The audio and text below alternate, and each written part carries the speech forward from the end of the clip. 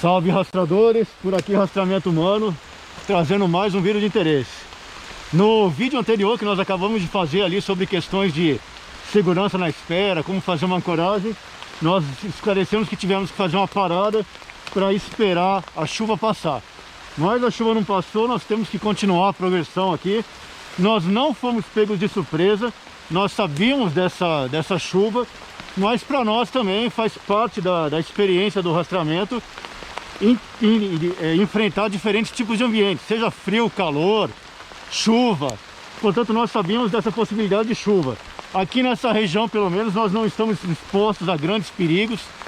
Nós não temos que cruzar grandes rios, nós não estamos expostos em costas montanhosas. Aqui o risco maior mesmo é, claro, tirando esse risco de hipotermia, por exemplo, desorientação, o risco maior é a vegetação cair, isso sempre existe um risco. Mas daí, toda atividade é arriscada, né? Tem que avaliar as habilidades e saber se vale a pena enfrentar o cenário ou não. Mas aqui, para rastreamento, um cenário como esse de chuva, ele é bastante desfavorável. Em poucos minutos, com uma chuva forte que está caindo agora diminuiu um pouco, mas em poucos minutos os rastros vão ser ou pelo menos bastante danificados ou completamente eliminados.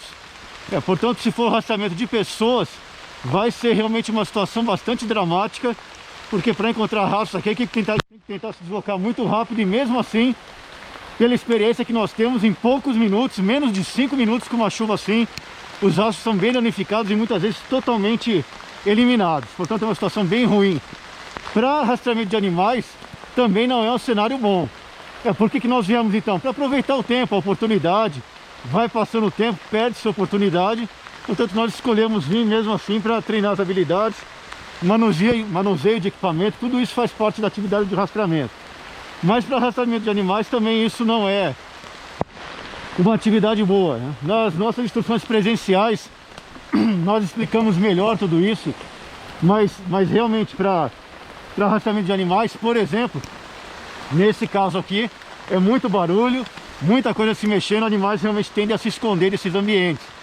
Seria melhor, pelo menos, né? Nós explicamos melhor presencialmente, mas seria melhor, mais ou menos como ocorre em alguns países. Aqui no Brasil não é tanto uma cultura, não se tem uma cultura tão forte como essa, mas em alguns países, quando se tem o alerta de que se está chegando uma tempestade, um furacão, uma grande nevasca, as pessoas rapidamente se deslocam para locais, supermercados, postos de gasolina, abastecem o carro, pegam mantimentos e depois ficam dentro de casa esperando aquele local, aquela tormenta passar, ou vão para o local designado de segurança até esperar essa tormenta passar. Mais ou menos com animais ocorre mais ou menos a mesma coisa. Nesses cenários, quando vem a chuva forte, eles também, né, vão, se abrigam e depois, né, acabam saindo. Mas existem pontos chaves para tentar se fazer o rastreamento de animais nessas circunstâncias, mesmo em períodos antes da chuva, que são o mais recomendado, como nós explicamos melhor. Mas, por exemplo, né, uma dica para acompanhar se vai vir ou não essas tormentas é acompanhar sempre a pressão barométrica.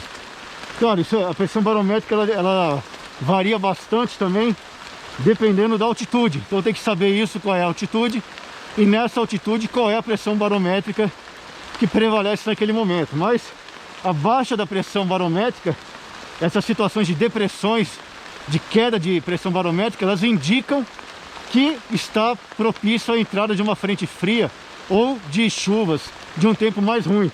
Portanto, é importante acompanhar a pressão barométrica. A pressão barométrica, portanto, é importante também para fins de rastreamento.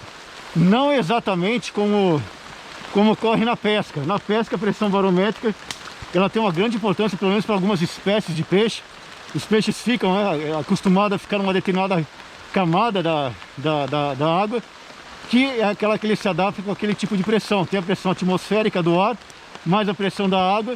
Eles ficam ali, dependendo da espécie, numa camada ali que eles se sentem mais confortáveis, estão mais acostumados. Se dá uma baixa na pressão atmosférica, eventualmente esse peixe vai querer afundar mais, mergulhar mais, para ficar numa outra camada de pressão atmosférica mais condizente com a que ele está adaptado. E eventualmente isso pode ter influência na pesca, por exemplo, para fins de escolha do tipo de isca que vai ser utilizado, ou o tipo de técnica que vai ser utilizado. Portanto, isso pode ter uma grande influência na pesca. No rastreamento também tem essa influência, mas não dessa forma como ocorre na pesca. No rastreamento aqui, mas o importante mesmo, existem outros fatores ligados, né? Nós explicamos isso presencialmente melhor. Existem outros fatores, como por exemplo, referentes a odores, a pressão no ouvido e a questão atmosférica mesmo, o tempo, se vai chover ou não.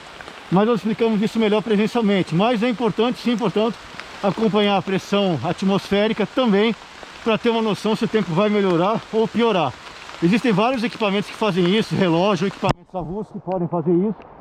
Mas se for uma incursão rápida de 1, 2 dias ou 3 no máximo, dependendo do local, se não for um local muito exposto a variações de clima, pode ser acompanhado por sites. Existem vários sites que trazem essa tendência do tempo, essa tendência de progressão da pressão atmosférica subindo ou descendo.